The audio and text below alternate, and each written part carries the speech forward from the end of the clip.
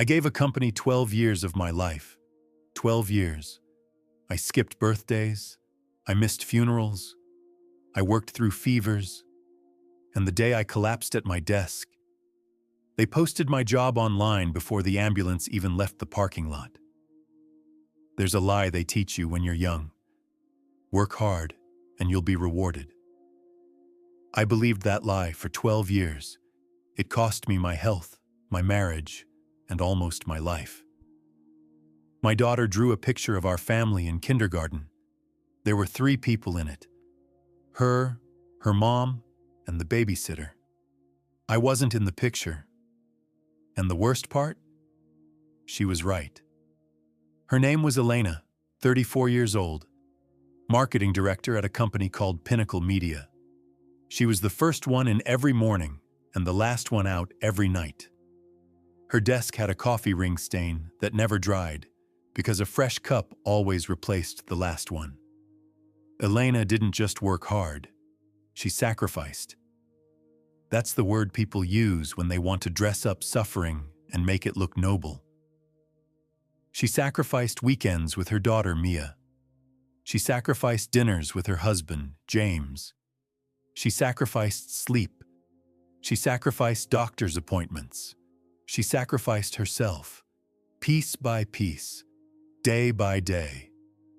And every time she felt guilty, every time she thought about slowing down, her boss would say the same thing. Elena, you're irreplaceable. This company wouldn't survive without you.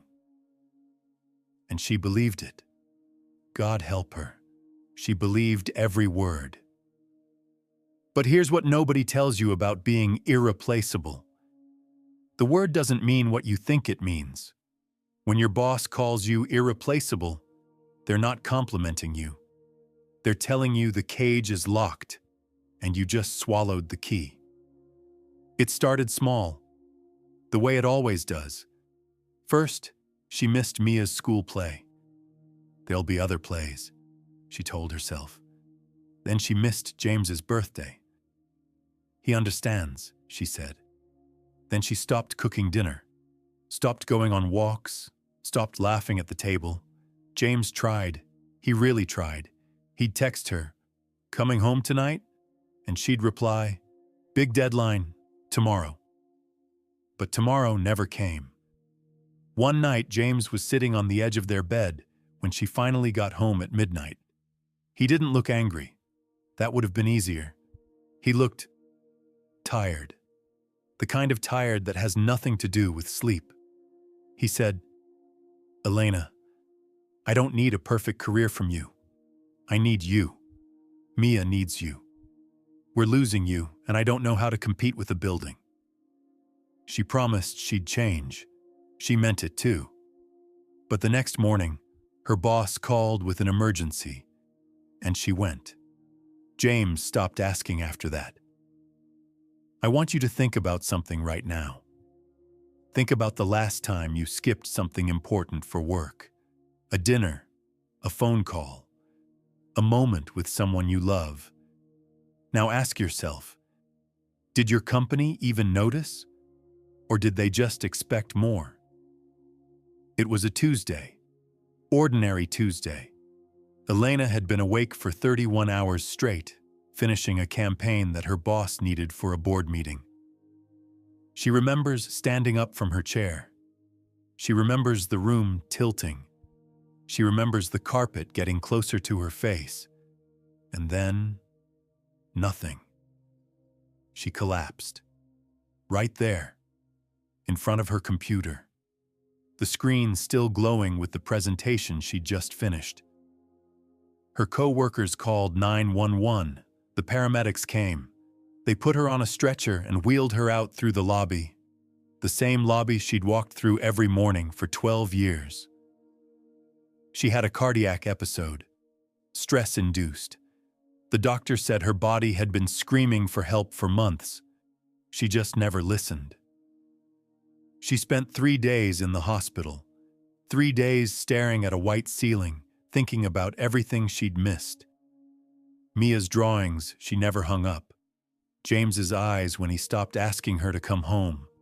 the sound of her own front door, which she barely recognized anymore. If this story is hitting close to home, you're not alone. Millions of people are living Elena's life right now, and most of them won't stop until their body forces them to. If you know someone who needs to hear this, share this video with them. It might be the wake-up call they're waiting for.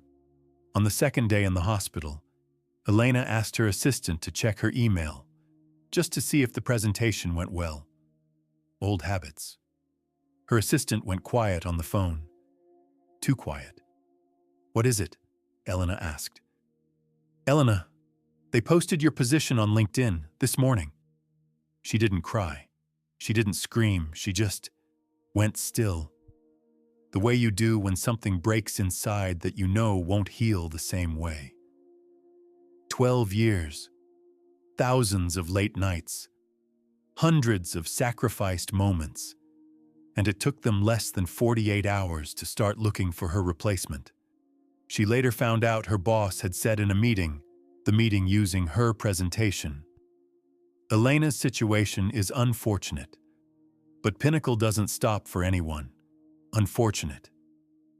That's the word he used, like she was a flat tire on the way to somewhere important. The next morning, something strange happened. Mia came to visit the hospital. She was carrying a drawing, a new one. This time, there were only 2 people in it. Mia and Elena. Holding hands. Underneath, in wobbly kindergarten handwriting, it said, "Get better, Mommy. I miss you." And that's when Elena finally broke. "Your job will post your replacement before your funeral flowers wilt." Read that again. "Your job will post your replacement before your funeral flowers wilt." Your family won't. Your children won't. The people who actually love you, they can't replace you. So why are you killing yourself for the people who can? Elena never went back to Pinnacle Media. It wasn't easy. She had panic attacks the first week at home. 12 years of adrenaline doesn't just disappear. Her body didn't know how to rest. Her mind kept telling her she was falling behind. But slowly, painfully slowly, things started to change.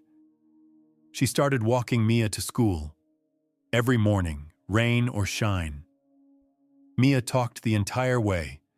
About butterflies, about her teacher's funny shoes, about a boy named Diego who ate glue. Elena had never heard any of these stories before. She started cooking again. Badly at first. Burned pasta, oversalted soup. But James sat at the table every night, and he smiled. Not because the food was good, because she was there. One evening, about 2 months after the hospital, Elena was tucking Mia into bed. Mia looked up at her and said something that shattered her in the best possible way. "Mommy, I like this version of you. This version." As if the old Elena was a different person entirely. And honestly, she was. Elena didn't become lazy. She didn't stop working. She started a small consulting business from home. She works hard, but she works for herself now. On her terms. With boundaries that she guards like her life depends on it. Because it does. Here's the truth nobody at your company will ever tell you. You are a line item on a spreadsheet. You are a salary, a role, a function. And the moment you can't perform that function, they will find someone who can. That's not cruelty. That's business. But your daughter will never find another mother. Your partner will never find another you. Your body will never get a second chance. So please, I'm asking you, stop killing yourself for a job that would replace you tomorrow. Choose the people who can't replace you. Choose yourself. Elena thought her story ended there. She was wrong. Because 3 months later, she got a phone call from Pinnacle Media. And what they asked her to do, that's a story for next time. If this story made you feel something, if it reminded you of someone, share it with them. And subscribe to True Echo Stories, because some truths only echo when you're brave enough to listen.